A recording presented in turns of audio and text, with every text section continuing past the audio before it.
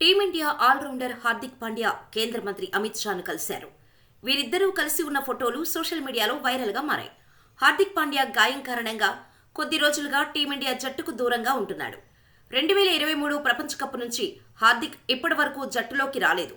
పూణే వేదికగా భారత్ బంగ్లాదేశ్ మధ్య జరిగిన మ్యాచ్లో పాండ్యా గాయపడిన విషయం తెలిసిందే. అయితే పాండ్యా మళ్లీ పునరాగమనం ఎప్పుడనేది ఇప్పటివరకు పాండ్యా కానీ బీసీసీఐ కానీ క్లారిటీ ఇవ్వలేదు. కానీ తాజాగా కేంద్ర హోంశాఖ మంత్రి అమిత్ షాతో హార్దిక్ పాండ్యా కలిసి ఉన్న ఫోటో సోషల్ మీడియాలో వైరల్ అవుతోంది. ఇంతకీ అమిత్ షాను పాండ్యా ఎందుకు కలిశాడనే అంశంపై చర్చ జరుగుతోంది. గాంధీనగర్ లోక్సభ ప్రీమియర్ లీగ్ ప్రారంభోత్సవానికి వారిద్దరూ హాజరయ్యారు. గుజరాత్ రాజధాని గాంధీనగర్లో ఈ ప్రీమియర్ క్రికెట్ లీగ్ ప్రారంభమైంది.